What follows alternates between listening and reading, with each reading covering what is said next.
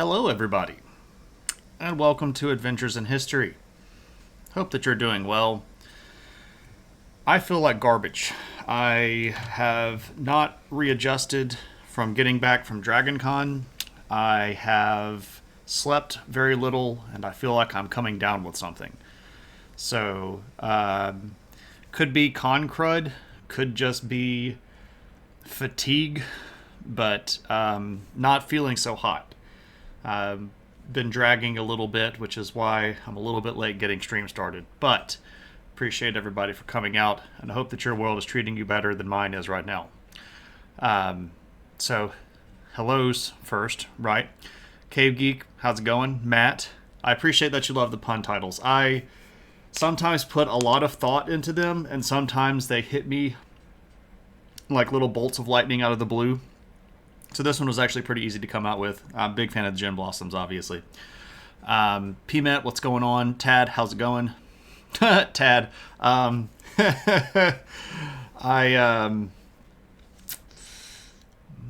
made an interesting financial decision at DragonCon. I'll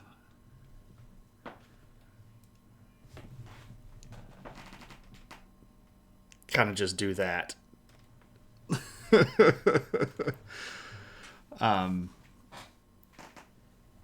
It was a good deal. Apparently, when you feel like garbage, you have blue steel look.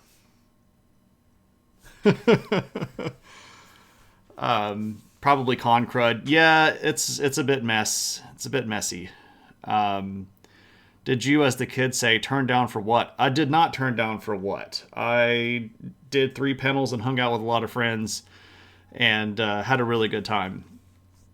And it's kind of interesting that I was actually debating whether or not I was going to even try to go this year. And I had probably what is the best time that I've ever had at DragonCon this year. So it was good stuff. Chocobo, how's it going?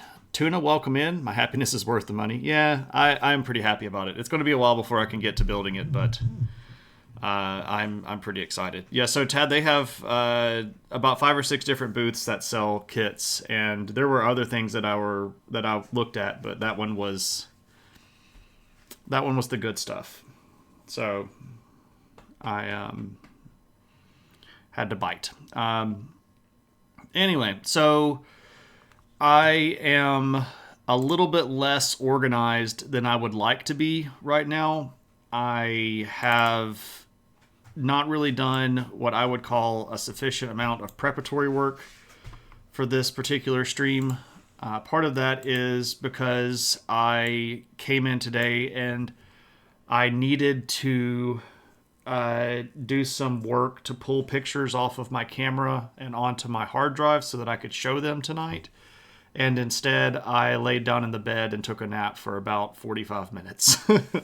But it's probably the only reason I'm functional right now. So I will have to apologize for being a little bit less organized than normal. Chocobo, I bought a really big Gundam kit. So, okay. So I was even sort of debating about whether or not I needed to talk about Mississippian culture again, because if you've been around the stream, this is kind of like my bread and butter stuff. I love this culture and I talk about it a lot, and I go to a lot of their sites and I spend a lot of time studying them. So I've covered this a lot, but I haven't really ever covered the Mississippian culture by itself from beginning to end. It's been kind of scattered here and there out through several different streams. And because it's also very easy and I'm not feeling so great, I thought this would be an okay thing to go with for today. So yeah, it's a perfect grade. It's the perfect grade Astray red frame. Very excited about that. One of the 3 perfect grades that I want, and now I have 2 of them. Of course, the Strike Freedom is the baby. It's my child. I still need to put water slides on that one. Yeah, it's a really really pretty kit, and I like it a lot. I'm gonna turn down my gain a little bit because I'm spiking out. So maybe I can not spike out. It's still a jump scare to find someone that likes Seed. Oh, dude, I love Seed. I'm a big fan. Big fan. So, would have made more sense if it was the Nastray Red Dragon. I think they make resin kits to turn this one into the Red Dragon, but I don't think I want to bother with resin kits. Those are scary, and I would have to paint them, and I'm not set up to paint.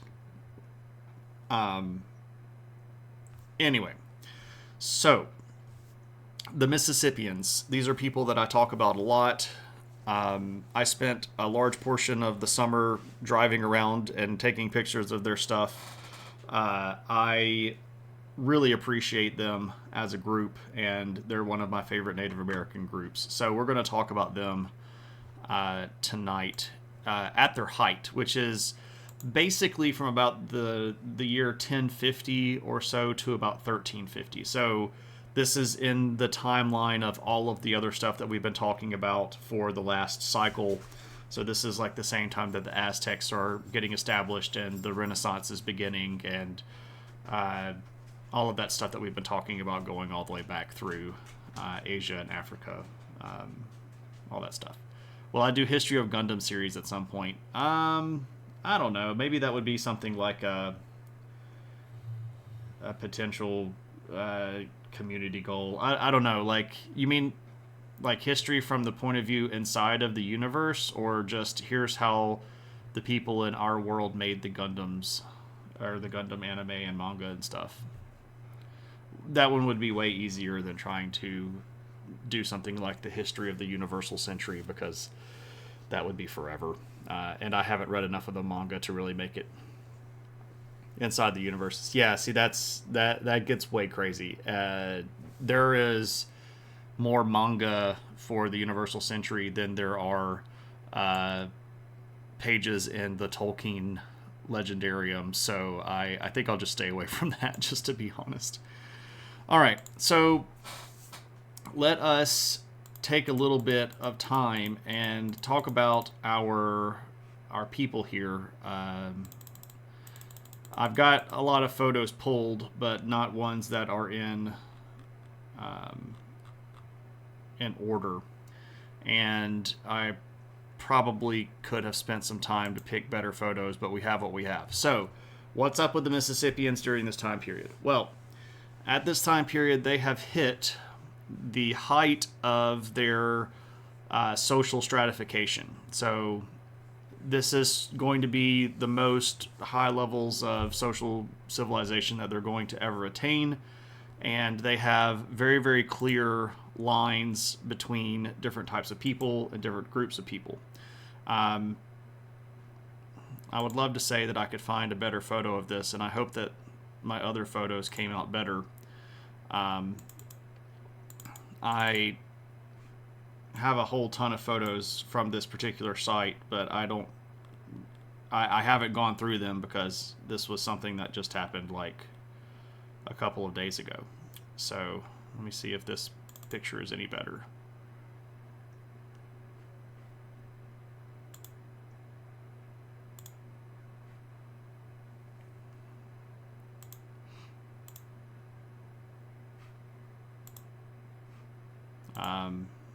Well, no. Okay, so one of the things that we can tell about... what's up, Sock Now? How's it going? Welcome in. Good to see you. I'm happy that you found us here. See that you are a first-time chatter. If you don't mind me asking, what brings you around our place? I always like knowing how people made their way over to us. But this is a photo that I took at a site in Alabama that is called Moundville. And Moundville is the name that we call it. We don't actually know what the Native American name for the city was. But they've got this really cool diorama, and it shows a couple of different people here that are influential. My photo apparently did not come out very well at all. The lighting in the museum sucks.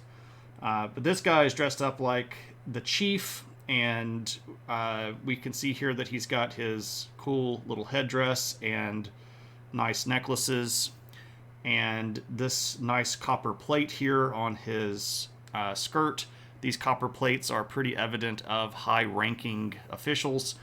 Beside him, we have a priest, and what's interesting is that the priests and the chiefs are on the same level, sort of. One of the biggest questions that we have about the specific arrangement of the social stratification here is whether or not the chiefs are at the top or if the priests are at the top. So we see that these guys are decked out basically in the same sort of way. He also has a nice copper plate here on his skirt. He's also got a lot of the trappings, these necklaces, and he's got some copper attachments on his headdress.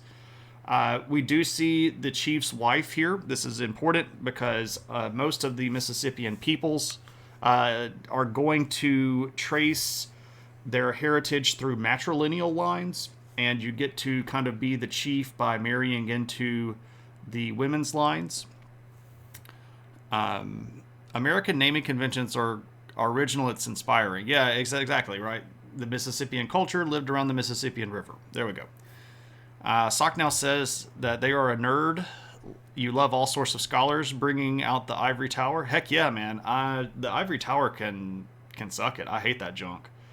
Oh, cool. You're an Aristotle stream. Yeah, Eris is a great dude and a good friend. So I appreciate him sending people in this direction.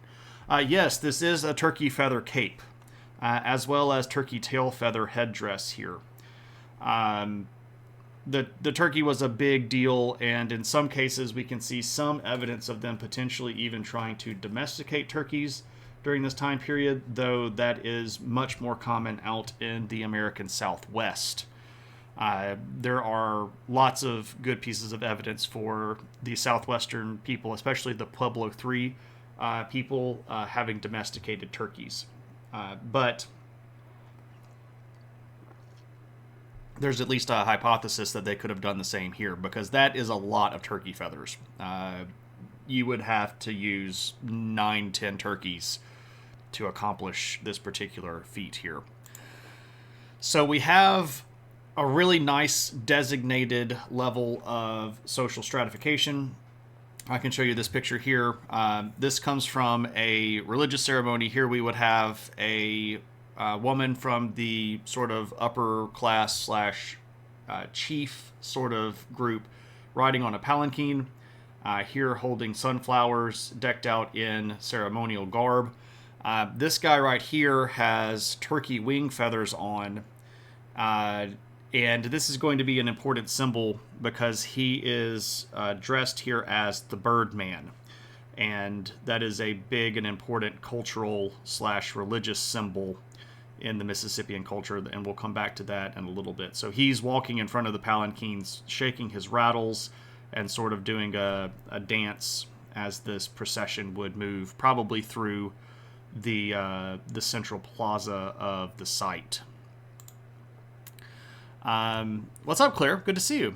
Are there any descendants of these Native Americans currently living in the Gulf? So, PMET, the Mississippian culture is basically going to die out between about 1450 and about 1600.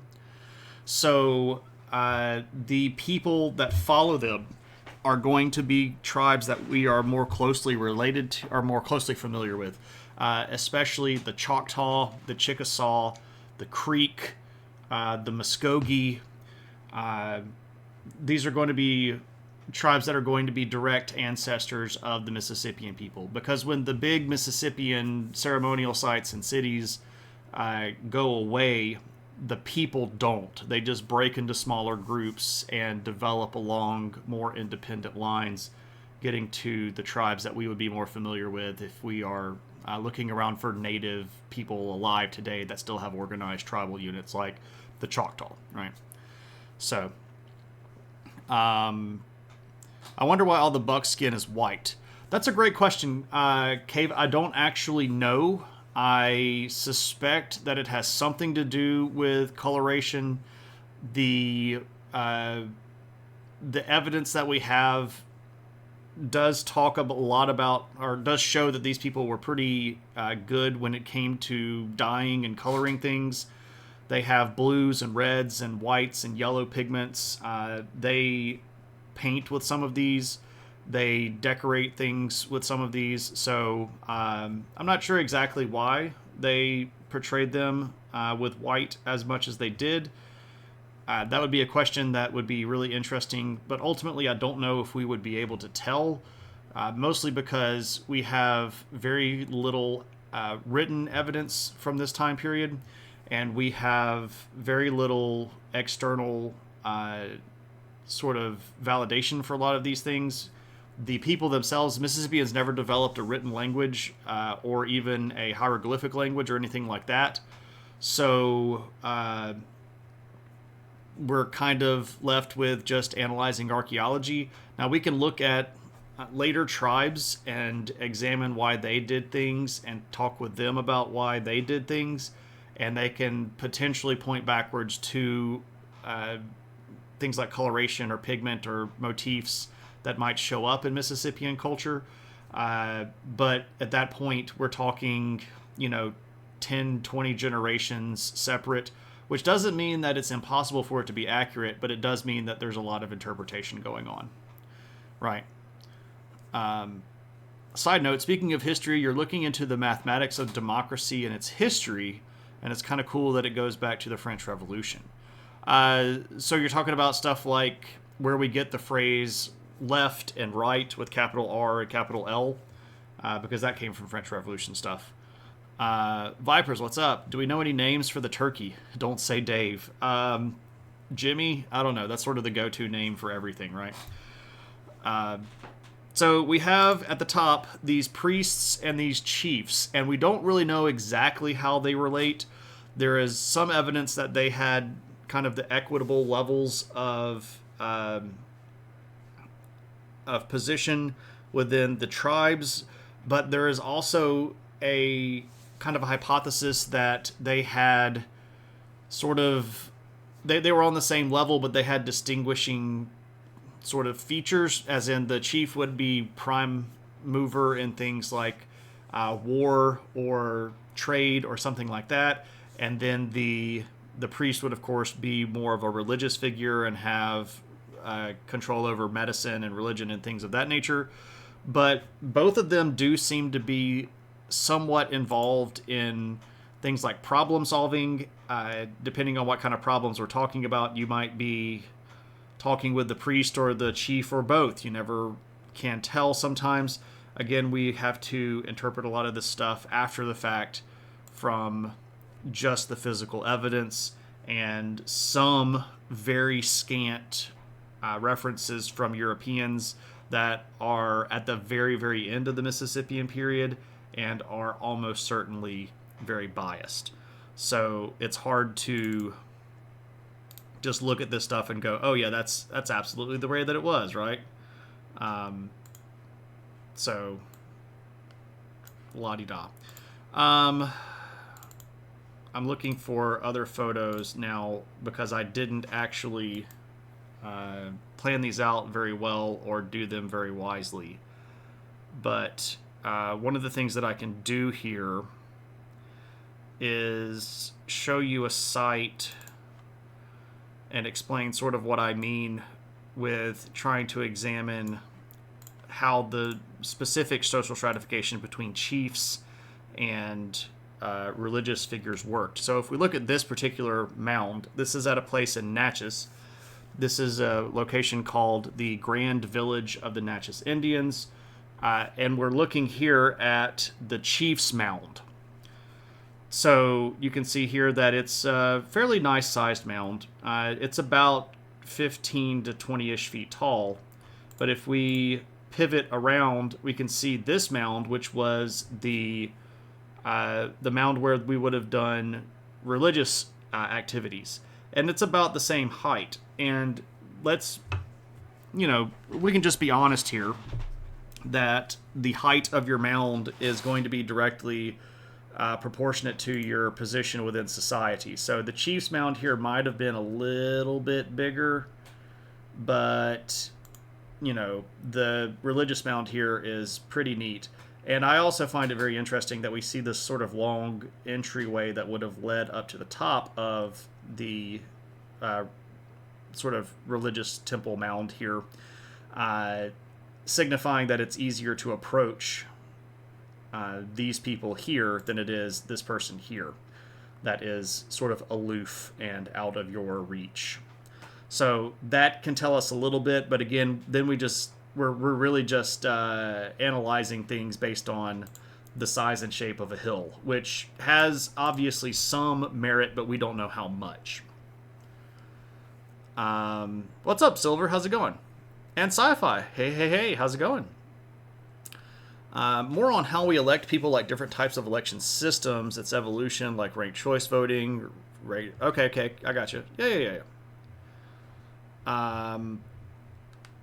Optophagy, I spelled that wrong, is what the Micmac call a turkey. I can't try to say that. I mean, I guess I could try to say that, but that's a rough word. So the Micmac are a tribe that would be one of the later people that might have had at one time some relationship to the Mississippians. Probably not a lot directly, but if I can move a little bit forward, I can show you this, and we'll come back to this image here in a little bit. But this is a map of what we call the Southeastern Ceremonial Complex, and all of these areas are basically going to have elements of the same culture and religion. Now, the Micmac are going to be much further up here into Canada, but there is some contact between these people and people that are up further in Canada. It's not a lot. I doubt that we would be looking directly there, and especially with linguistics, the languages of this group are not going to be very similar to the languages of these groups up here. This is a completely separate region for linguistic things. So there's that. You got up early to run, so you were able to catch us. Okay, cool. How's it going, Sci-Fi? How's your world? I would guess hot, humid, and potentially rainy during this time of the year. Google maybe. Gotcha. I love linguistics, but I have a really hard time pronouncing some of these things. So what are they solving problems for? What are they doing administratively? What are they actually serving? What purpose do they serve, right? So this is an interesting debate, and a lot of people have a lot of different ideas. But the ideas that are sort of prevalent are that the chiefs especially would have some level of control over what we might call foreign policy. Now, foreign policy is a bit of a joke, because they're not necessarily dealing with different countries. But if we're talking about some of the big cities dealing with each other, it does seem like the chiefs had some level of control over what was going on between big cities. Now, what's interesting here is that if we get down into the economics of these big cities, and when I say big cities, we're talking about cities in several cases that have 10,000, 20,000, 30,000 inhabitants in the Mississippian culture. These are really big cities. When Cahokia is at its height, it probably had 40,000 people living there, which is something that wasn't going to be equaled for another 400 years until about 1780, when Philadelphia passed about 40,000 people, right? So these are really big cities with lots of people living in and around them. So the point is that we need things like trade goods, and we need skilled craftspeople, which is going to be another one of these social classes that we'll talk about here in a second. But it looks like what is most likely going to happen is that the big trade deals are made for raw materials. So there are a few things that are particularly sought after. One of them is shells. And when we're looking for shells, we're talking about things that are as far away as oyster shells or clam shells from the Gulf Coast, but also things like mussel shells. These are desert vehicles and tanks. Doing a Disney marathon. All right, thanks so much again for the corgi betes, Claire. Much appreciated. You'll be nearish my way in January. Oh, you're going to Disney. Okay. If you fly in or around, let me know. Unpopular opinion, but we need more maps of native civilizations, especially in North America.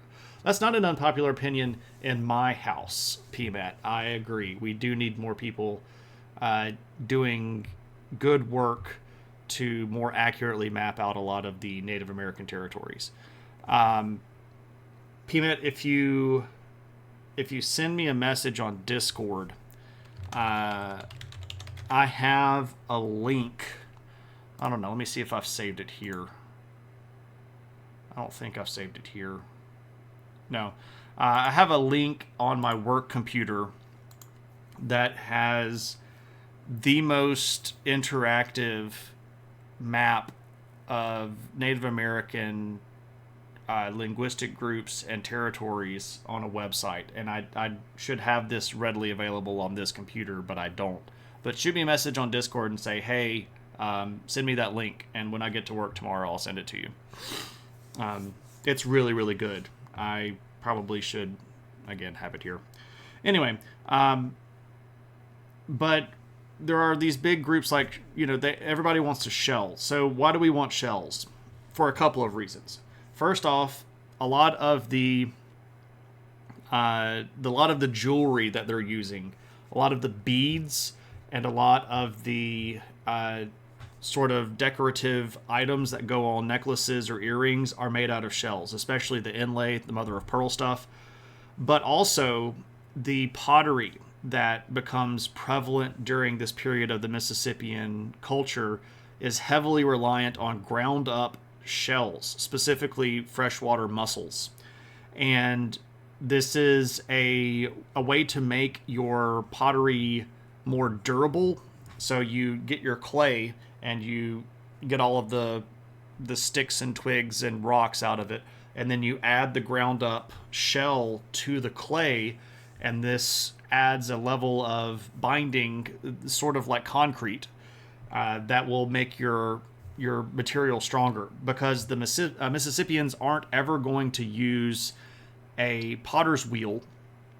They're only ever going to use the coil method. And this is sort of where, and if you've ever seen a kid play with Play-Doh, you make the long snake, and then you coil the snake up into the shape that you want, and then you go in behind it and smooth it all out. But without the wheel, the potter's wheel, you're going to need something to make the walls of your pots more durable. So this is where the shells come in. There's also chert, and we're in an ad. So we'll just kind of hang out here for a little bit, for about 30 seconds, while everybody gets through the ad. Claire has a book for that. Oh, PMAT, who's in an ad right now and can't hear me say, you're very welcome. The book is 1491, A History of the Americas Before Columbus. Cool. She says she sells seashells. I'm not sure exactly what this is, Junk Collector, but hey, how's it going? Monopoly Mermaid Monday. Okay, I'll just let you have that one. So shells are important. There's also chert. And chert is what most of the heavy tools get made from during this period of time. Chert is a specific type of mineral, but what makes it good for tool making is that it has a lot of impact resistance. So you can make things that are going to be beaten a lot out of chert, and because of the molecular structure, it absorbs a lot of that impact, so that you don't have to continuously make new tools. So adzes and hoes and scrapers and axes are going to be made out of chert, and specifically the region right around here is going to be some of the best chert in the United States, like right around here. If we put on our borders, this is going to be basically South Illinois. Right around here, there's a place called Mill Creek. Cahokia, the biggest of the cities of the Mississippians, is right about here. And then right around in here, in this sort of area, there's a lot of, well, I mean, you can even see that we've got some geographic stuff going on, but that's where a lot of that chert comes from, which is going to be a really big trade good. So the chiefs are probably making deals on big units of this stuff, and then they're bringing in the raw materials, and then their local craftsmen are making this stuff. There's actually been a lot of debate about how exactly these big cities functioned when it came to skilled workers. So let's talk about high-skilled workers for a little bit. This is a social class, and it's one that had a lot of prestige, and you're going to be able to find people that are potentially going to be able to purchase luxury items for themselves. These are people that are going to have burials that include precious items, these luxury goods that they're going to get. And they're also going to potentially be able to live on some of the lower mounds, because the idea here is if we can live on a mound, we're going to want to live on the big ones. But you can't live on the big ones if you are kind of the regular person. If we look at this photo here, we can see 3 different sizes of mounds. This is at a place called Moundville. This is the second largest habitable site or habitation site of the Mississippian people. It is just a little bit south of Tuscaloosa, Alabama. So we can see a really big mound here that would have likely been either high-level people or a priesthood. I'm actually standing on the top of a mound here. The highest mound is the Chief's Mound. It's about 60 feet tall. Looking down at this guy, which is about 30 feet tall. But we see here in the background these 3 mounds that are all about the same height. These are probably 20-ish, 15 to 20-ish. But then we see this little guy. This little guy right here. That's only about 5-6 feet tall. But the purpose here is that we are showing our levels of civilization and our levels of social class. If you get to live on the big mound, you're the big dog. Medium-sized mound for medium-sized dogs, right? Well, you have to lick it, right? You lick it to see if there's anything on it. Duh. I mean, that's how it works, right? Good old chert. Yep. You've heard that a good geologist can judge the chertness of a mineral by licking a cave wall. Ah, I see. So there's where we're going to go. You know, licking stuff, it's just kind of part of the game, right? So the idea here that is prevalent, and this is again prevalent, does this mean that everybody agrees on this, is that the local workers are going to be responsible for turning the raw materials into the luxury items. And there's probably not going to be a lot of finished luxury items moving back and forth between cities. Now, obviously, this happens a little bit. Obviously, some of the luxury items that are made in these big cities like Moundville or Cahokia or the Kincaid site or Pinson site are going to get moved out into smaller areas where smaller villages are going to have nobles or chiefs that want the cool stuff. But it does seem like there might be some sort of regulation of the craftspeople. And this is a hypothetical. We don't know this for sure. But it looks like, or it has been hypothesized, that the chiefs kept a pretty close eye on the export of luxury items. So he may have brought in the raw materials, but then once the raw materials were transformed into high quality items, they needed to sort of stay in circulation among our people. And that's a fairly decent level of sophistication this can kind of harken back to even what we might call in later times, things like mercantilism. We want to bring in all of the raw materials, and then we want to make sure that our work and our labor and our value stays inside our system and doesn't go to another system, so that we are the ones that benefit from it, and we're not giving away our power to potentially our neighbors or our enemies, right? If you're not sure something is bone, you touch it to your tongue. Bingo, right? That's just the way that you do it. OG Mountain Dragon, what's up? Are the mounds functional too? Are these mounds in a floodplain area? So, 2 questions, answers for both. Yes, the mounds do have a function. In some cases, the mounds are purely functional. I can show you this image here. This is a mound. It's currently being reconstructed. This is at a place in Mississippi called Winterville, and this is the main mound at Winterville. And nobody really lived on this mound. The function of this mound was for shared gatherings and ceremonial purpose. And we can tell that, again, the ceremonial/temple mounds tend to have these really long sort of walkways that get you up to them. And this is a potential for a procession. I showed you, I don't know if you were here earlier, Mountain Dragon, but I showed a procession where we were carrying a priestess on a palanquin. So maybe we want to march up to the top of the mound here and do some ceremonial stuff. But this mound is pretty big. You can tell here, like, this is a full-size front end excavator here, and here's a little smaller one, and this is a bulldozer up here. So this mound is quite large. It's about 50 feet tall, but this was not designed to be a housing mound or a burial mound. Its purpose is literally just to serve a ceremonial function. The population at Winterville actually was not very high.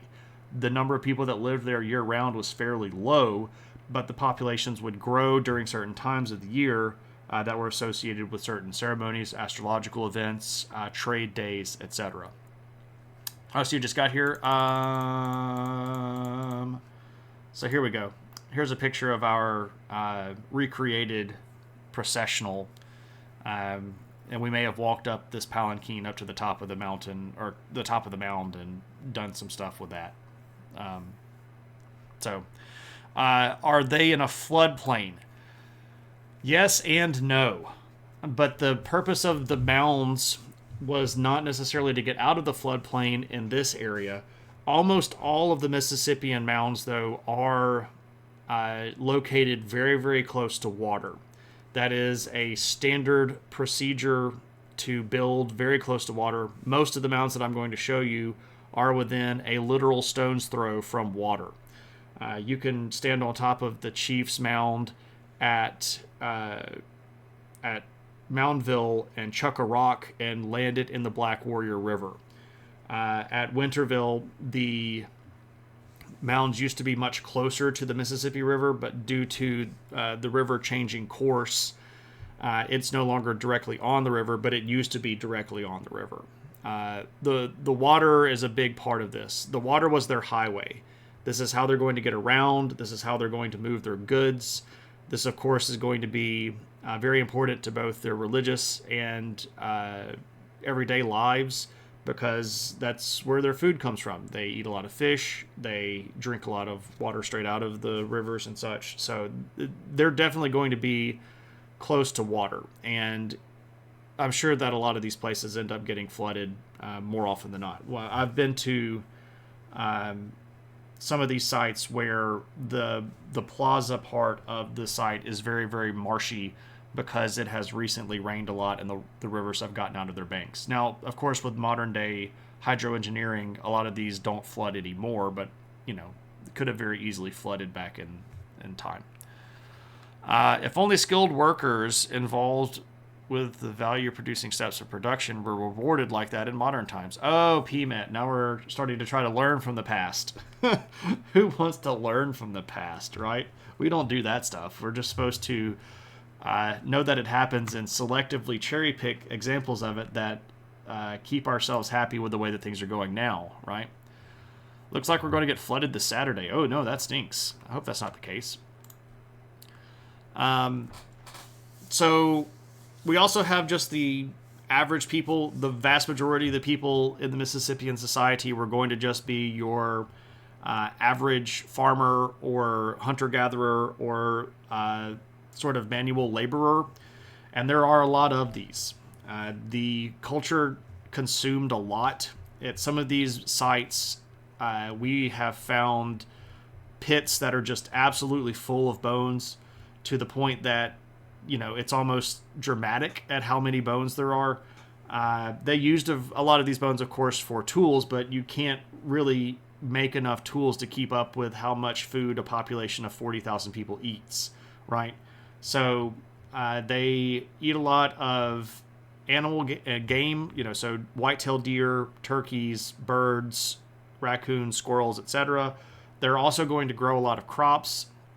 Maize, or what we would call corn, is obviously the most important, but also gourds, sunflowers, squash, beans. The old Three Sisters that came out of the woodland period are sort of staple crops of their food supply, and you got to have a lot of these people to keep up the momentum, if you will, right? Learn? Bah. Yeah, right? Mississippians, right? What's up, Psychical? How's it going? Don't be un-American. Education is the enemy of profit. Peasantry is the new American dream. Unless I'm in the education business, right? But that would require education people that are doing education to be paid more, right? If I was... Well, no, education is the enemy of profit, so that's why we're not paid more. I see now. So if I stopped teaching, I should get a raise, right? I actually got a job offer over the weekend. I kind of came out of nowhere. I'm not going to take it, but it was an interesting kind of blindside moment. And it would be basically to be a professional nerd.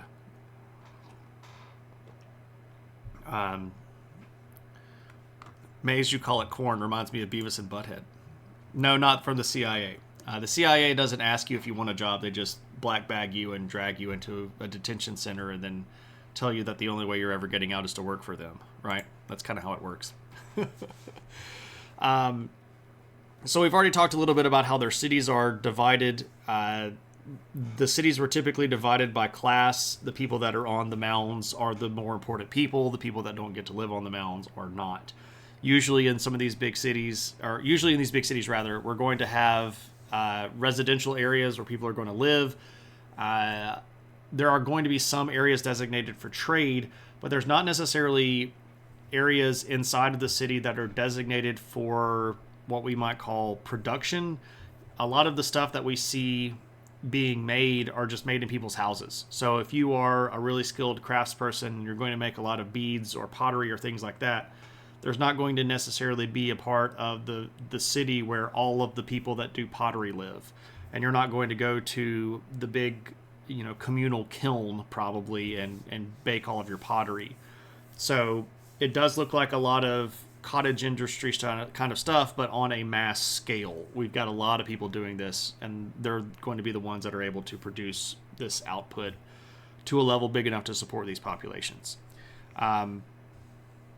But obviously the plaza is very important. The central area of the city is going to be essential for lots of civic functions. This is the same thing that you might see with something like an agora in a Greek city, or a rostrum in a Roman city. So it's places where everybody's going to go, talk, hang out, do things, buy, sell stuff, walk around while they're on dates, that kind of stuff.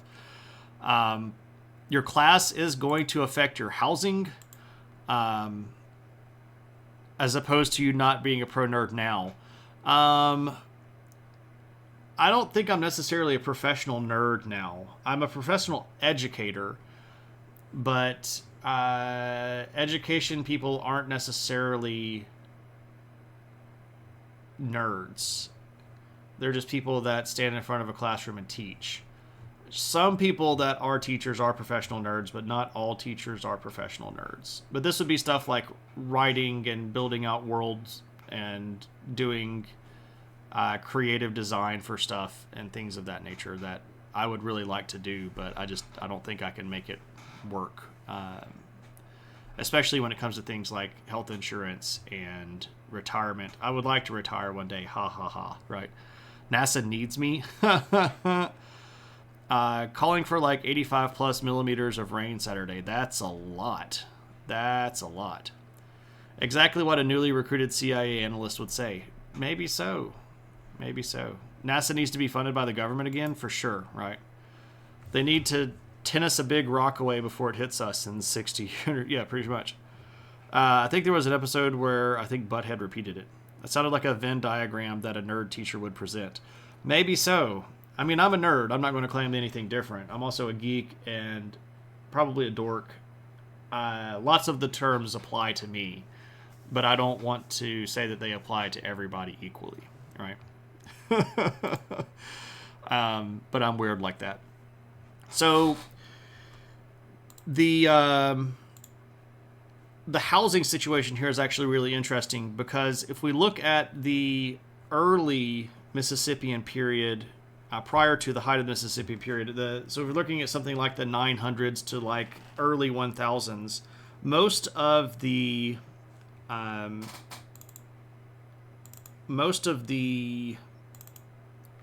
housing options are going to be kind of big communal rectangular buildings. And everybody's going to kind of live together in these big rectangular buildings. But by the time we get to the later period where we're talking about today, people are going to start building individual houses for single families. And I have some pictures of this that I can show you with a recreation. So this is from a place called Chucalissa.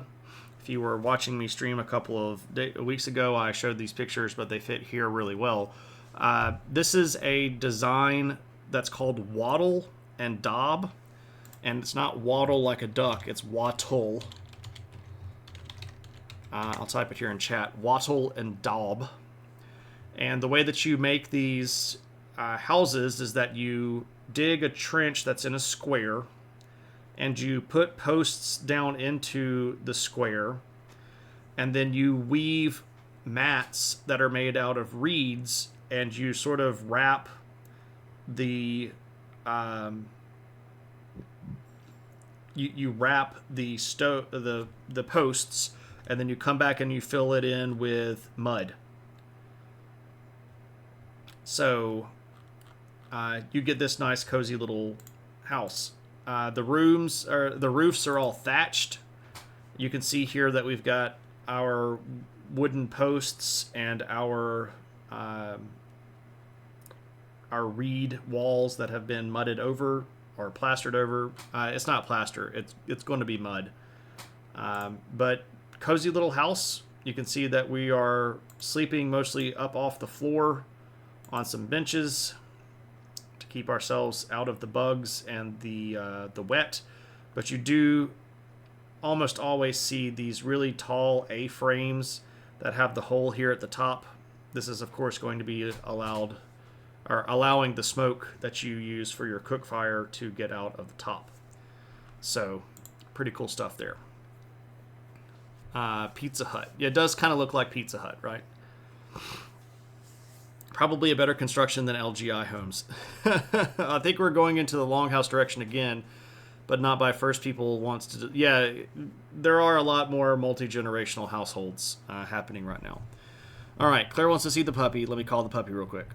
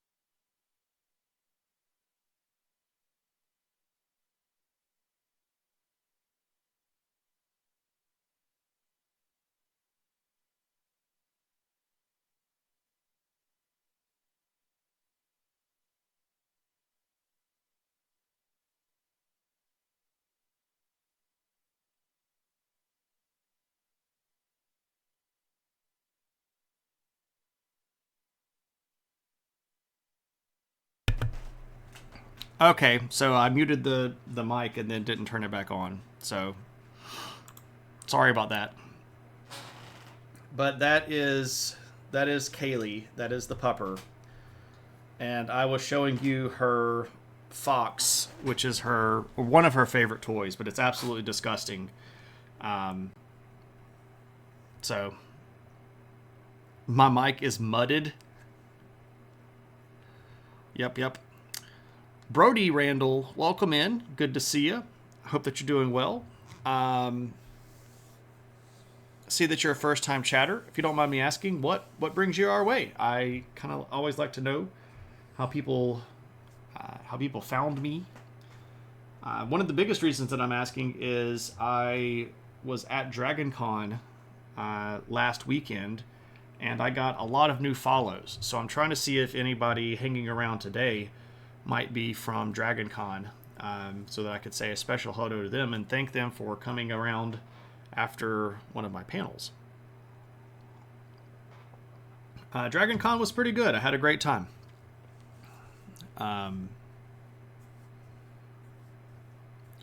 Let's see. She is not a purebred. She's a giant mutt, but that's okay because she's a good puppy. You're still miffed that you decided to skip out on Dragon Con this year. PMET, that's okay. I hope that I can make it next year. And assuming that the leads I got this year actually end up being legitimate, I will actually be much more involved next year.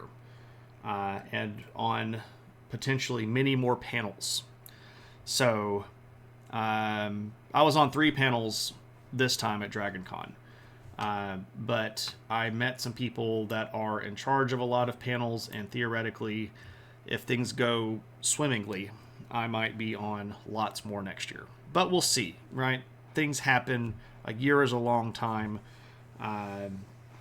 We hope that things work out, but you never know.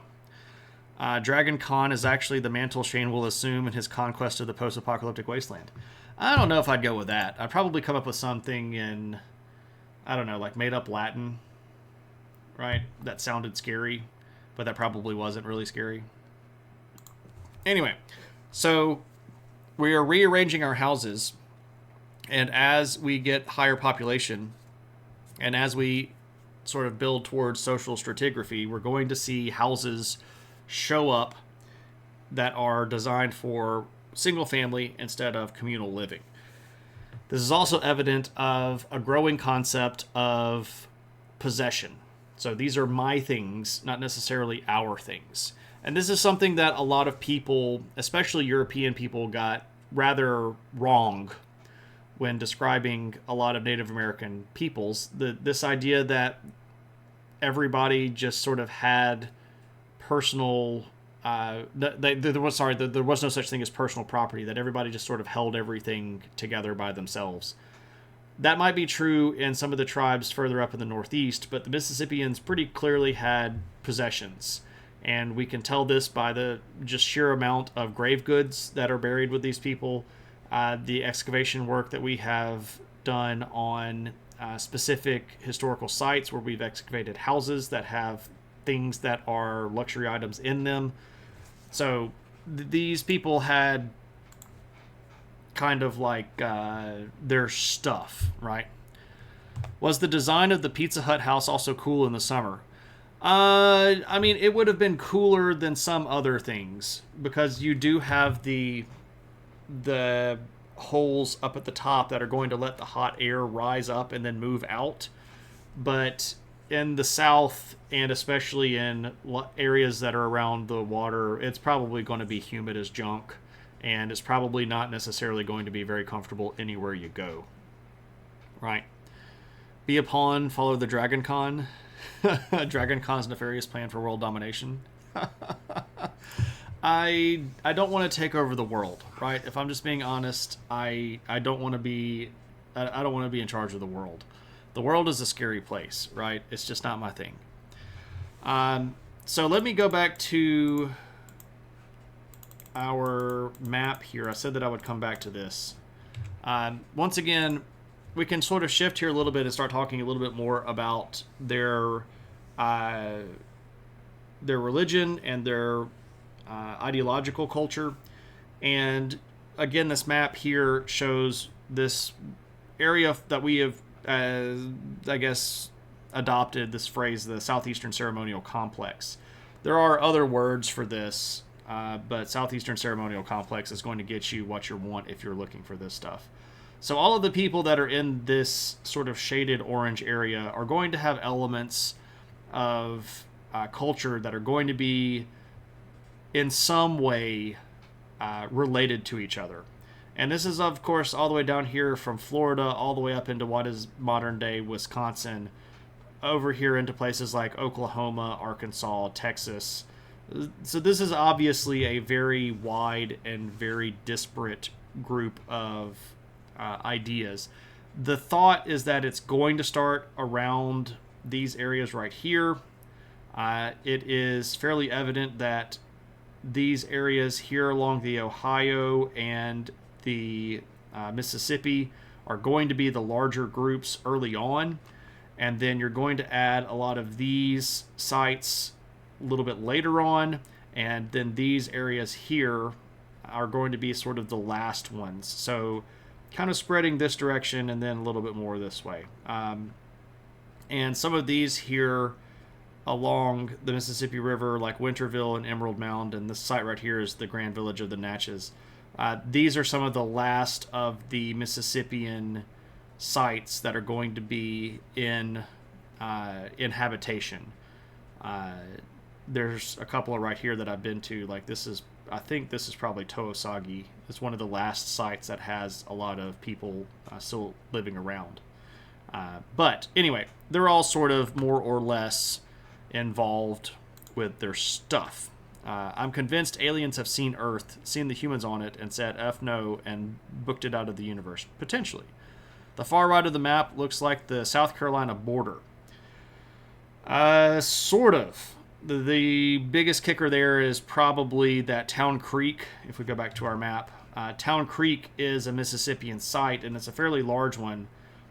But these boundaries right here are hard to actually nail down. We should not look at this line right here and go, oh, on the other side of that line there was no Mississippian stuff, and that means everybody right here was also Mississippian too, right?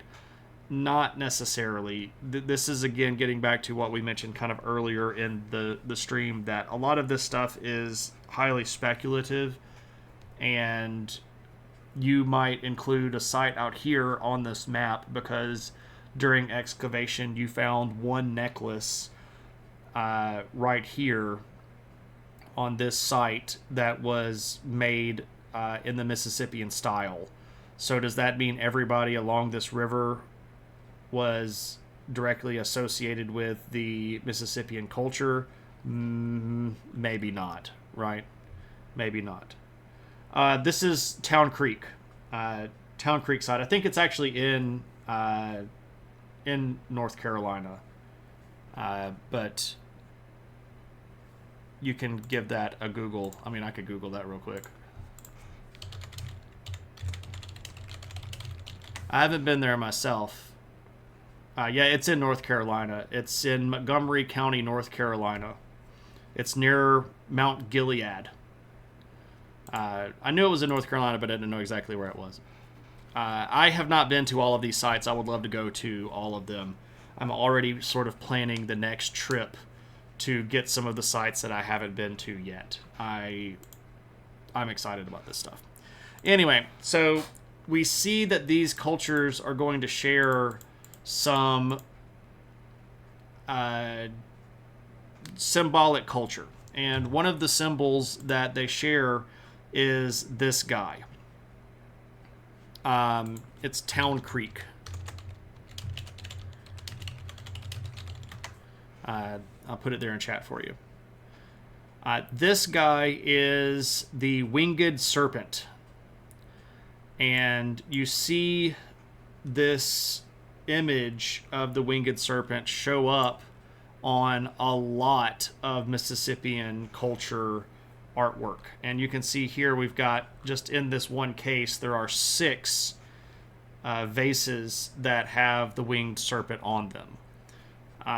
All of these came from sites in and around Moundville.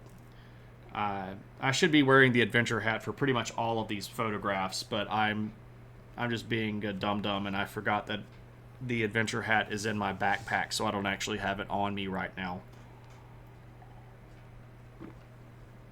But these are pretty cool. What's up, Lopta? Good to see you. So we have this winged serpent that shows up a lot. I mentioned the Birdman motif. This is a pretty common symbol where we see a guy dressed up like a bird. And if you look at a lot of the bronze plates that show up, or copper plates rather, that show up on things like chiefs and priests' clothing, you can see, and again, this is a crappy picture. I really regret not taking more of them, but the light was garbage. This is a Birdman motif copper plate on the chief's skirt here. So, you know, this is a pretty common symbol. You see this in a lot of places. You actually go to that area a few times a year, so you'll have to check it out. Excellent. I'm always happy to help people find history in their backyard. So Town Creek is one of the larger sites. It's probably... So we have small sites that have like one mound, right? And there are dozens and dozens of those. And then you have like medium-sized sites that might have 2, 7, 10 mounds. Then you have the really big sites like Moundville, which has 28 mounds, and Cahokia, which had somewhere between 40 and 45, or maybe even more than that. It's hard to exactly tell because a lot of the site has been turned into farmland and stuff has been plowed under. So you don't see many sites that are bigger than, well, like no sites are bigger than Cahokia. It's the biggest one that's out there. But the Town Creek site is pretty comfortably in the middle range. I think it's got 4 or 5 that you can see. Let me see if I can Google it and see how many mounds that are there.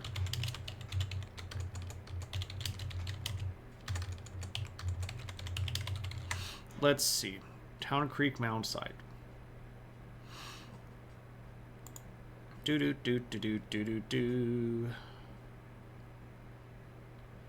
Background, archaeology, facilities.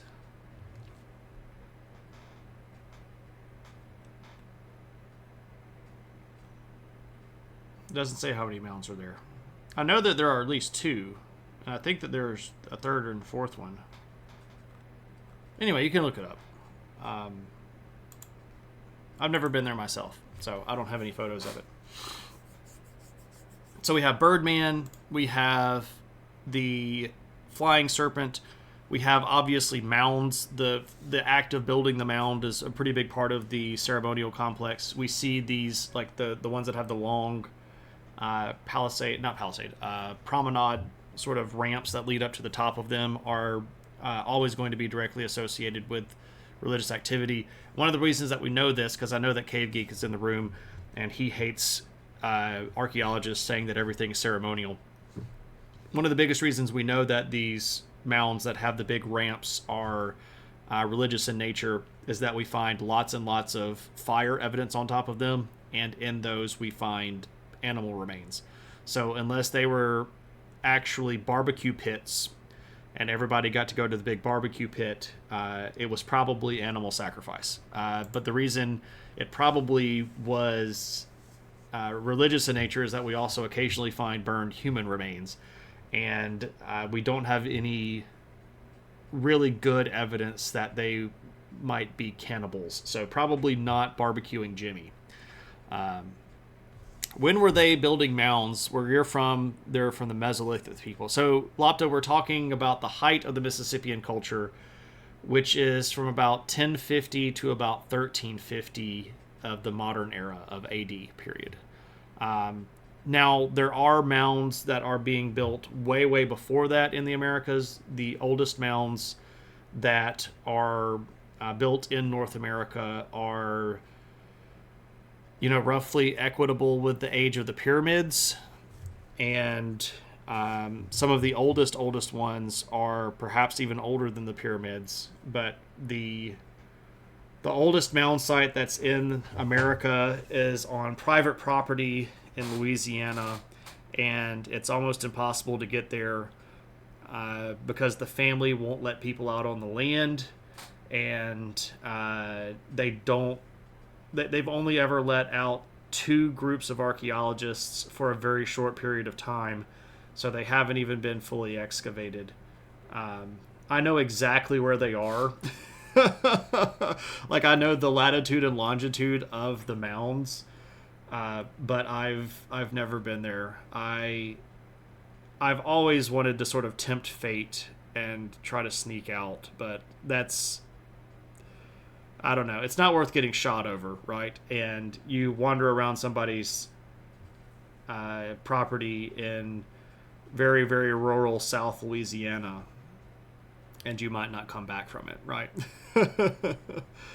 The colonialism is strong. Yes, for sure. Yeah, so they're between 5,000 and 5,500 years old. Without looking, can I spell Mississippian backwards? Naipississim. There you go. At least I'm a white dude. I might stand a chance. I wasn't far off. That's about the same age as ours. Oh, cool. That's pretty much anywhere in America. Fair.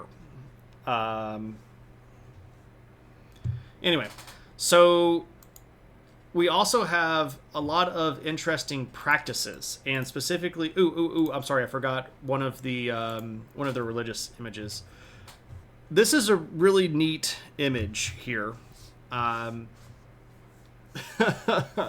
It looks like a cat, so sci-fi might be like ancient kitty, but specifically, this is the underwater panther, which is kind of a weird thing, but one of the religious images that shows up a lot in Mississippian culture is a mythological figure that is a panther that lives underwater. So this would have been a drinking vessel, most likely, or something to carry water around in, and you could fill it here and drink out of it here. So it could have even been something like a tea kettle. Is it still a cat then? Yeah, kind of. But it's specifically an underwater cat. And here comes all of the kitty emotes. Also, what's up, DCI Banks? It's good to see you, man. Hope you're doing well. It's a catfish, right? Bring it for the next Dragon Con and you'll fill it with my beverage of choice. This is actually in a museum, so I would have to go steal it, right? I do not want to steal the underwater panther vase. I don't actually know where this one's located, but yes, it is a cat. Yes, it's supposed to be the underwater cat. Your immediate thought was, yay, they worship kitties. Worship is an interesting question here. Is it a figure of worship, or is it a figure that is included in mythology? For example, the Minotaur is in Greek mythology, but people don't worship the Minotaur, right? Medusa is in Greek mythology, but people don't worship Medusa. So is the underwater panther a symbol of religious devotion? Probably not. But is it something that is in the mythology and has a lot of importance in the stories? Yes. Unfortunately, we don't know what a lot of the stories are. Because, again, most of these people were going to be pretty much wiped out in the big... Well, so their culture was declining by the 1450s, and they're definitely going to get wiped out in the 1600s when La Salle comes through and brings with him a whole bunch of European diseases that just absolutely devastate the Native American population in the Southeast. Nonsense. Anyone who has spent time with a cat knows that they were meant to be worshipped during all time periods.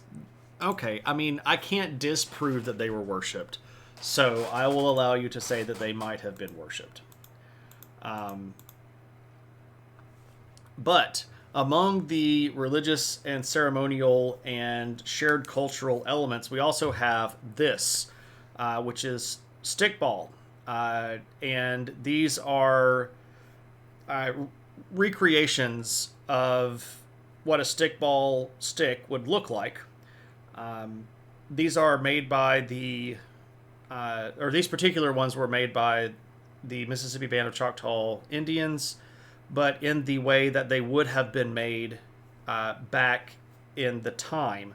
And the way that you'd play this is with a rawhide ball, and you can use this as a way to basically get together and have a good time.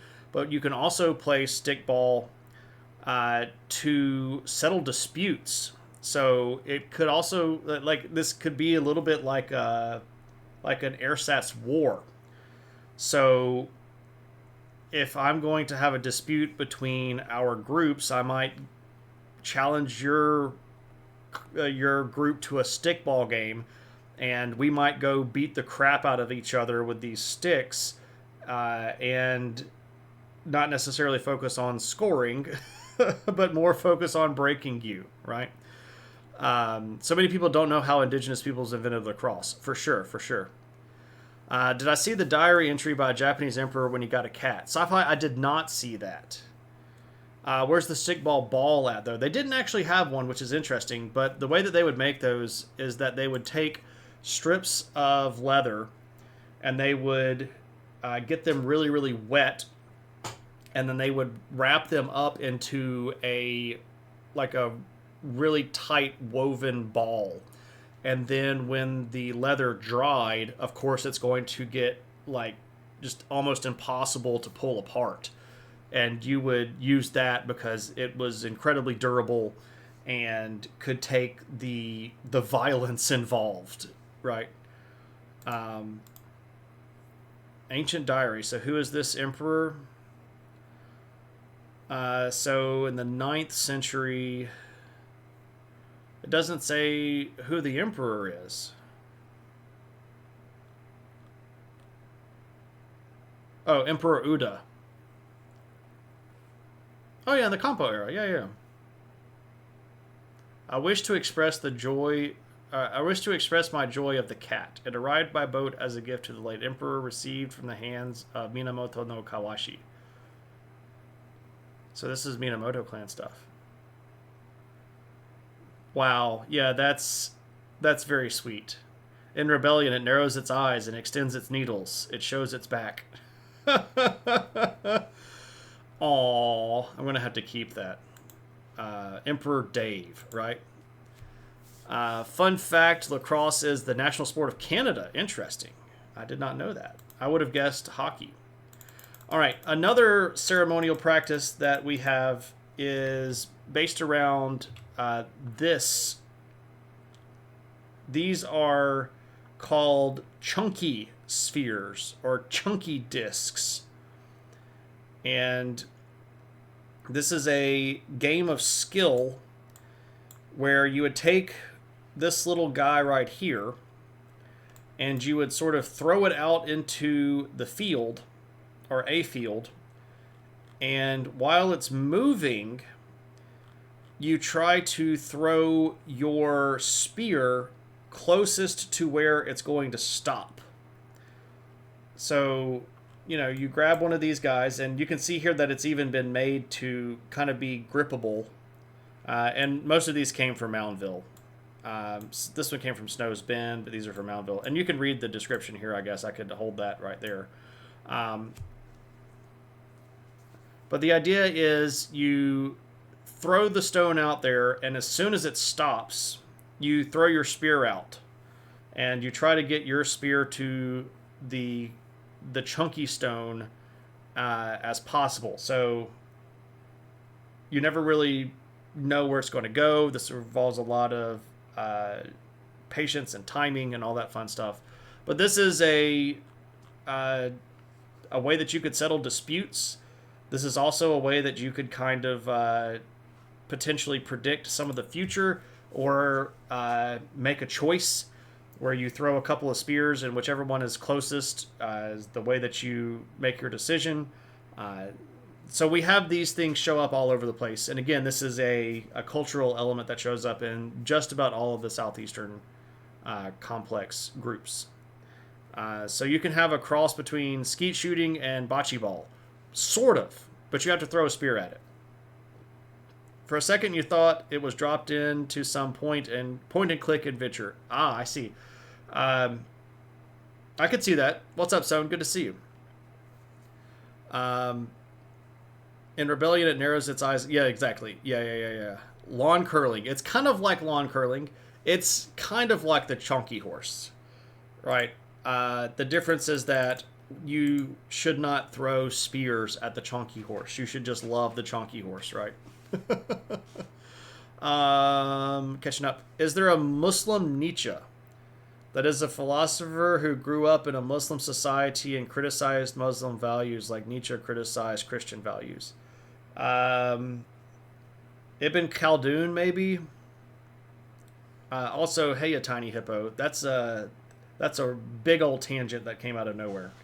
Ibn Khaldun is probably the closest that I can give you. He's a political and social philosopher from the late 1300s, early 1400s. I would give his book, The Mukaddima, a read. It's Muqaddimah,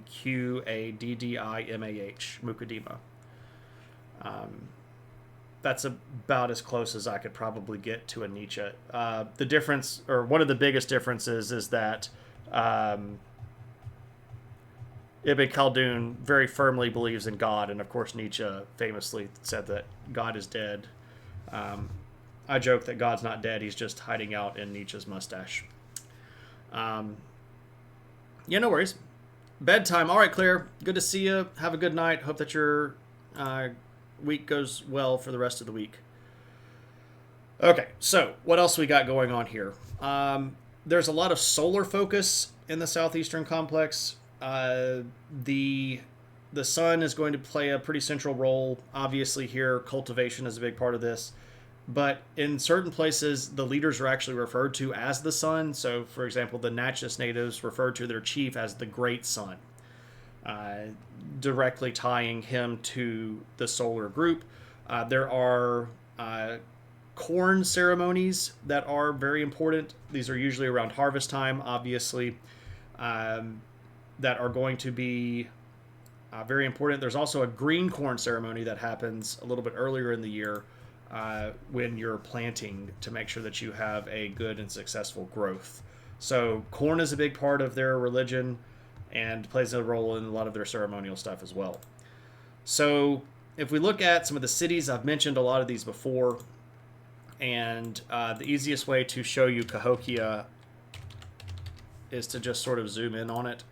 I have photos from Cahokia, but I'll be honest and tell you that they're not the greatest, mostly because I have never been there completely on my own.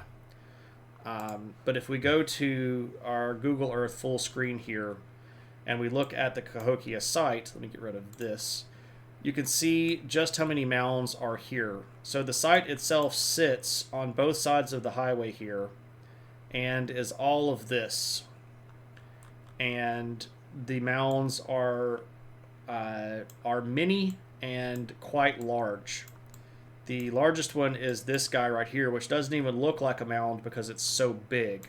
But this is Monk's Mound, and it is on the map as the largest Native American mound in North America. It's the tallest Native American mound in North America. It's about 110-ish feet tall. The base here of Monk's Mound, if you do the math, is the same, roughly the same footprint as the Great Pyramid of Giza. And if we put ourselves on the road right here and look at it, you're going to be able to see exactly how big this guy is. It is pretty big. Maybe I should show some of my photos because I have some. Well, I don't know. Um, see if there are any photos here on Google Earth. I've got some photos of it from this parking lot over here. I guess we could do this photo and see what this photo looks like. Yeah, there we go. Ooh, someone is flying a drone. Somebody's flying a drone. They really aren't supposed to be.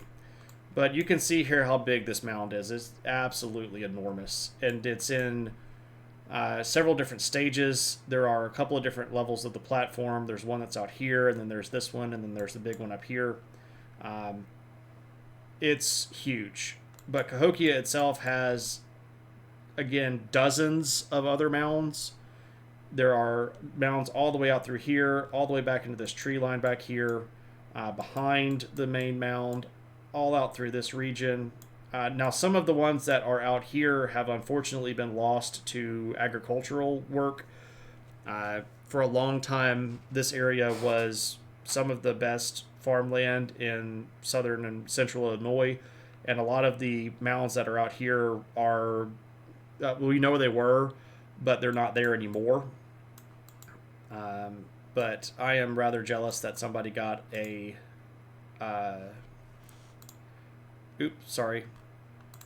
that somebody got a drone out to Cahokia. You're not really supposed to do that. But you can see all of them here. There's a mound here and a mound here. There's another one there. There's another one here. There are some back here in these woods. There's one right there. There's one right there. And some of these are burial mounds. Some of them are functional mounds. Some of them are ceremonial mounds. But Cahokia was the largest of the cities. And again, at its height around this time, it had probably 40,000 people living in and around it, which is absolutely enormous. It was about the same size. Like if you took Cahokia in 1350, it was about the same size as London in 1350. It's just absolutely gigantic. You've been past it. Yeah, it's really, really cool. I've been there a couple of times, but I've always been there with students, and I've never been able to get photos of the entire site like I would want. One of the things that might happen next summer, or I don't know, whenever giant wads of money fall out of the sky, is I would like to go to St. Louis and spend some time getting up to St. Louis and seeing a lot of the sites that I've missed so far, and then spending some time in St. Louis because it's one of my favorite cities in the United States, and Cahokia is just across the river from St. Louis in East St. Louis, Illinois. Matt's been to that one. Yeah. Sci-Fi says, cool, I agree. You like that a lot. I like that a lot of ours were plowed around rather than over. Lopta, that's great. Especially in the southern part of the states, there are a lot of mounds that don't exist anymore. There have been some attempts at restoring some of the mounds that we know existed. We know where they were. We know what their footprint looks like. We know how big they would have been. There are maybe even photos from the middle, late 1800s, and then we get to maybe try to rebuild them to the way that they would have looked and then protect them. And even in certain cases, allow local Native American tribes back onto the site to use them. But there are some of them that are just gone. And it's very sad. I've been to some mounds where there are modern graveyards on top of them. There are several mounds in the area that have antebellum mansions on top of them. So, yeah. You're used to southwestern archaeology, and you don't really see mounds out there. You're right. So if you're doing stuff in the southwest out here, you're going to be looking much more at cliff dwellings. You're going to be looking more at adobe dwellings, towers. You're going to see lots more walled out places, but not really any mounds. There are some really cool pictographs out there, really, really cool rock formations out there, especially if you get further over here in California. You start seeing big, organized rock patterns that people have made by taking rocks out into the desert and building animal shapes and stuff like that. So those are really cool, and I'd love to go see those out in California, but I've never been out that way. Um, it's neat to see the differences across the U.S. Absolutely. Um, yeah, so there aren't many effigy mounds in the United States. Period. There are only like 5 or 6 confirmed. There are a couple in Ohio that I've been to. There's one. No, there are about 3 in Ohio that I've been to. There's one in Louisiana that I've been to. I have not been to the one in Iowa. Um, that would be cool to go to, though, right? Chaco, man, I freaking love Chaco Canyon, and I've never been there before. That's on my bucket list. So Cahokia, I showed you pictures of that. I showed you some pictures from Moundville. Moundville was a pretty big city, had about 10,000 people living there at its height. It's probably the second largest site of the Mississippians. But then you have all these other sites like the Kincaid Mounds. I can show you, like, this is the site called Angel Mounds. Angel Mound site is in southern Indiana. And you can even see the river just like right here on the other side of this tree line. Angel mounds are pretty big. You can see here that they've got 5 or 6 different ones out in the field here. There's also a pretty neat museum on the site. I've never been to these, but it's a place that I would like to go. So that's odd. What's odd, Lapta? You want to camp there? It's a dark sky park. Yeah, I would. I'm a big fan of the dark sky park stuff. This is the main Chiefs Mound at Moundville. I didn't show you that photo earlier, but the Chiefs Mound here is the biggest mound at Moundville. It's about 60 feet tall. Oh, look, ads. So we'll chill out for a little while the ads are playing, and then we'll pick people back up in a second. The first half of that didn't post. Interesting.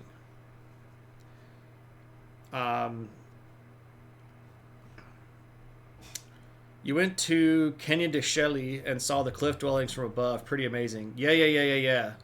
I want to go to all of those places. So, definitely. Lenteku's got ads, and Lopta's got ads. So we'll hang around here for just a second.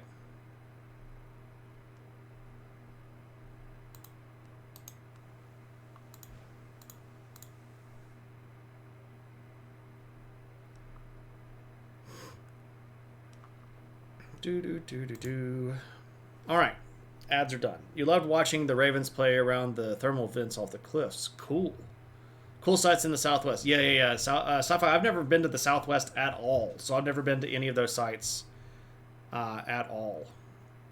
Why are your comments being viewed as conflicting? I'm not sure, Lenteku. I can see them. I don't know if anybody else can see them.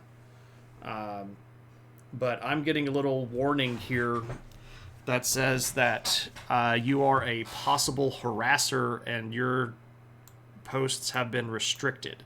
I didn't do that. So I'm not sure exactly where that's coming from.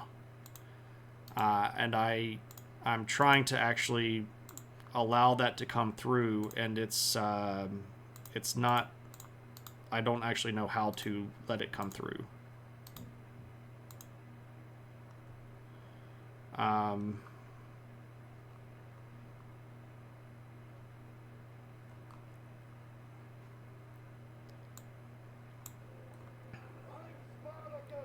Spartacus. Can I change this? Stop restricting. Here we go. All right, Lenteku, try it now.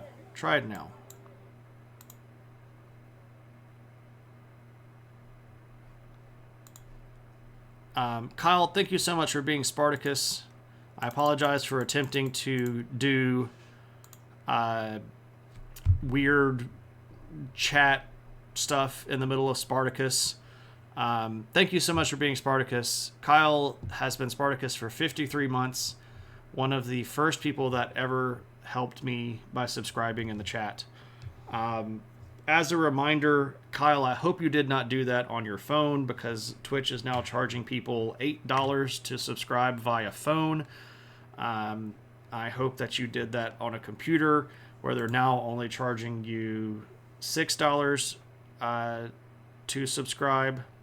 And as a reminder, if you want to support the channel and not give Jeff Bezos money, you can follow me on Patreon, where I have or not follow me, subscribe on Patreon, where I have a tier that's just called the alternate subscription, which is $5 American and will remain $5 American. So I actually get more of that money than I do from Twitch anyway. So if you want to stay away from the rigmarole and not play the game, you're welcome to do that. But you should also, if you're going to do the Patreon stuff, do the Patreon stuff through a computer instead of through your phone. So just be wise about that stuff. The real Spartacus is the friends we made along the way, right? And not the Appian way, Sci-Fi Toast, because the friends that we made along the Appian way are all of the other slaves that were crucified by the Romans in the Spartacus Rebellion, right? Yelenteku, the silliness of the world is now becoming evident, and because Google and Apple are basically monopolies, they get to charge you more if you want to do stuff on phone instead of on a computer. So it's redonkulous. Anyway, so other sites that I can show you. So we can look at this site here. This is a location called Parkin Mounds. This is in Arkansas. It's a pretty big site that's got two rather large mounds. You can see here these two big ones. It's got a couple of smaller ones that are out this way, and a pretty neat museum as well. I was within striking distance of this one just a couple of months ago, but I was not able to make it because the site itself was closed, or would be closed by the time that I got there, and I didn't want to have to jump a fence or anything. And this isn't my photo. This is a photo that I got off of the internet. This is another mound at a place called the Pinson Mound site. This is in central Tennessee. The reason I show you this particular mound in particular is that it is the second tallest mound in the United States. It's 72 feet tall and rather steep. So the only one bigger than this one, the only one taller than this one is the Monk's Mound at Cahokia. How tall is Silbury Hill? I don't actually know, Lopta. You're convinced that Shane could plan for everything and a meteor would strike the site just before he arrived. Junk Collector, it does seem like that sometimes, right? Like I make all of the plans and try to do all of the legwork and logic work that I can ahead of time, and then stuff just falls to pieces right there at the end. It would just create an inverse mount. Isn't that called a crater? But anyway, then we have several places, like I showed you Winterville earlier, Emerald Mound, which I've shown a bajillion times on stream.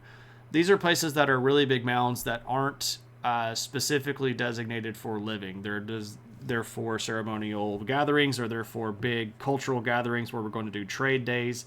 Emerald Mound is the second largest one in the nation. And I guess I should show pictures of it, though I show pictures of Emerald Mound so many times.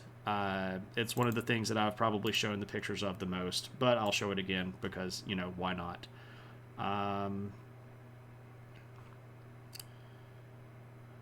Where can I show you Emerald Mound? That's not a good photo. Let's not do that trip. Let's do this trip. Nope, let's not do that trip. Let's do this trip. Nope. Where are the good pictures of Emerald Mound? Ah, here we go. I've been to this place so many times. I have so many different pictures, it's hard to tell. So this is Emerald Mound. It's really, really big. It's hard to get it all in frame.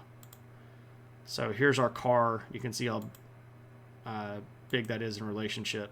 So this is huge. It's 8 acres worth of mound. So this is the top of it right here. It's, again, the top of the mound, or the mound itself covers 8 acres worth of land.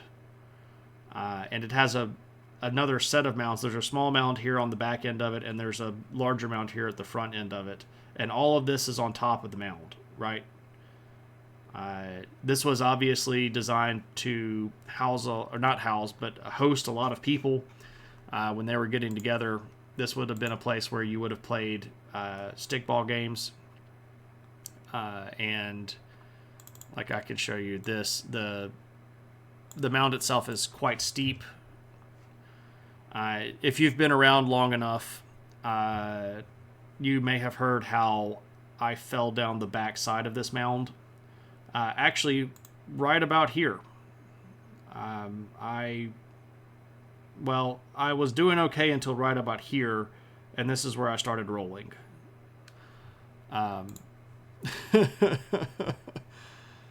Wikipedia says 39.3 meters or 129 feet. Interesting. I do not play GeoGuessr or Lenteku. When your dad was a boy, you went down it on a... Oh, wow. You broke the bicycle, not the mound. Yeah. I was not chasing a cheese wheel. I had to go to use the bathroom, and I wanted to go over here into the tree line to use the bathroom. I don't like the idea of going to the bathroom on the top of the mound. It wasn't a ceremonial mound, and nobody's buried in it. I just still didn't want to go... I didn't want to pee on top of the mound. I was going to go down the back side of it, and I ended up tumbling down the back side of it. So, but yeah, Brittany did not push me. She witnessed it and was like shocked that I didn't die, but did not push me. Did not push me. Okay, so after I've talked about the Mississippian people for so many times, this was a whole stream about them at their height, showing lots of cool places that I've been to, lots of cool pictures, and answering hopefully all of the questions that you might have. And unless we do some sort of viewer request stream in the future, or if I do another all photo stream and just want to show places like this, this is probably the last time we're going to be able to talk about the Mississippians, because after the time period that we're covering tonight, they almost all go away.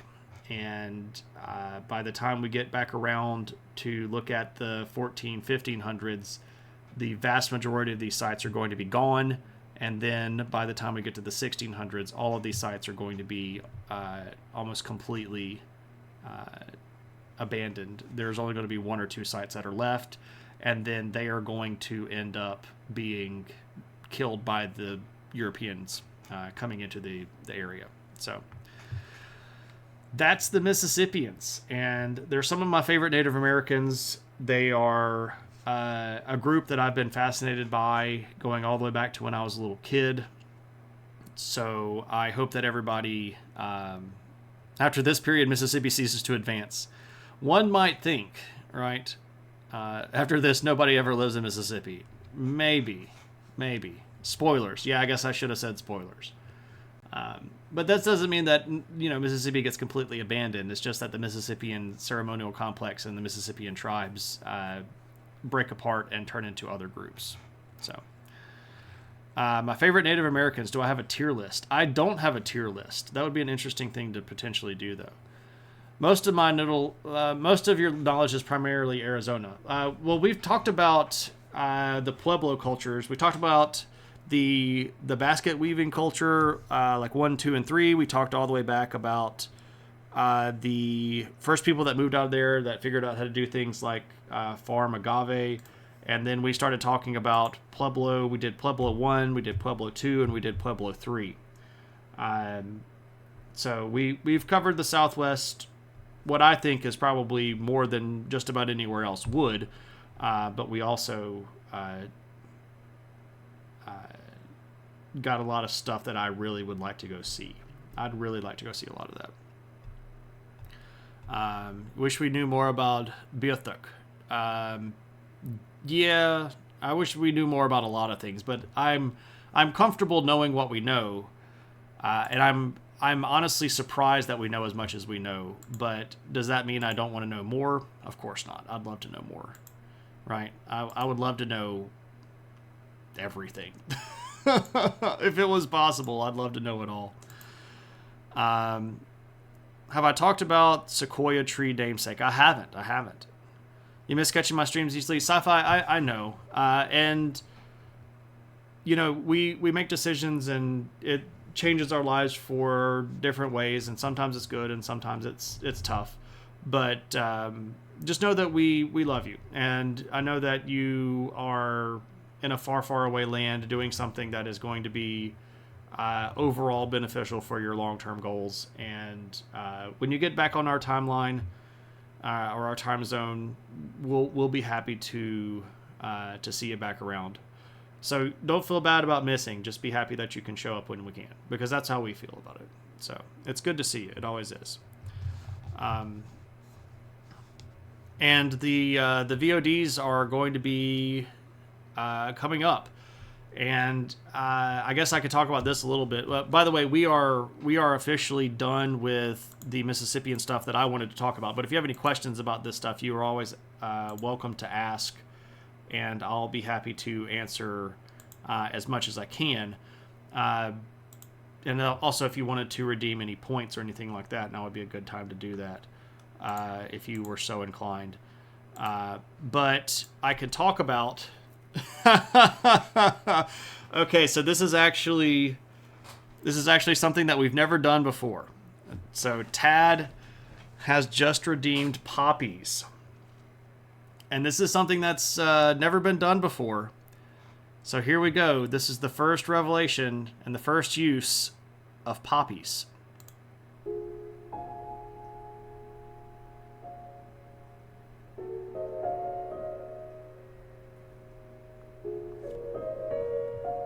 Here we are, in a lovely setting, surrounded by mountains.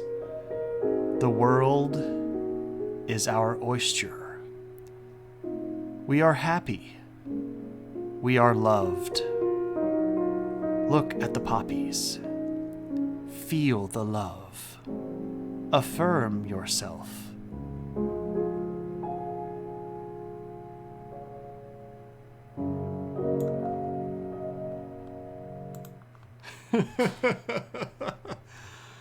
So that is poppies. Tad, I'm very glad that you redeemed that. I have been waiting for about a month and a half for somebody to redeem that.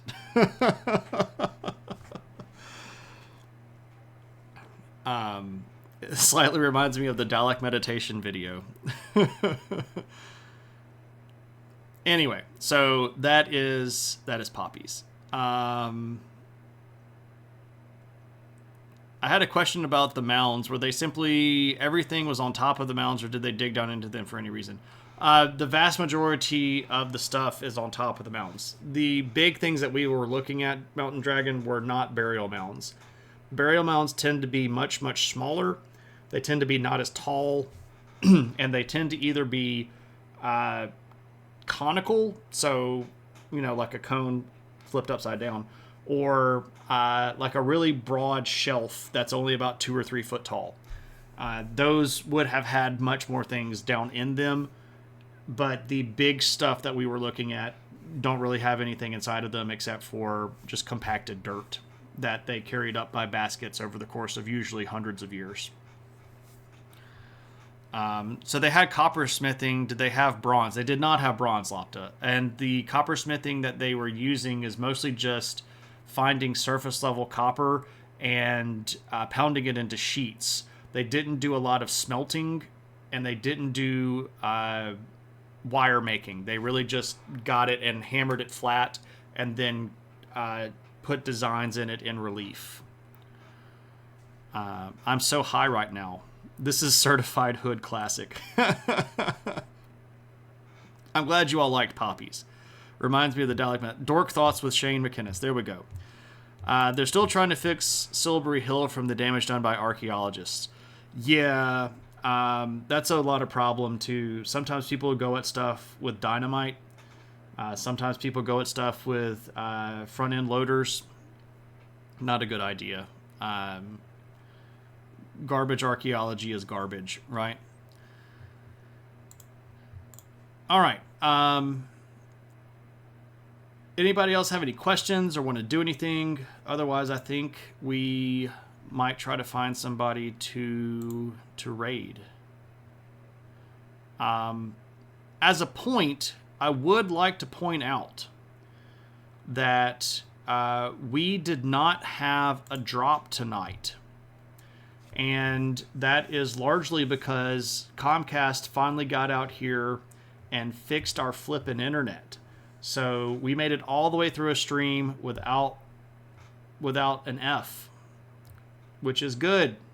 And it only took me about 6 hours of customer support discussion to get that to happen. Is tin harder to find than copper? Yes, absolutely. Absolutely. Tin and copper are almost never found in the same locations. And in the ancient world, tin was much harder to find and come by. And there were only a few places that exported it, and it made those places incredibly important, which is why most people wanted to attack them and own their stuff.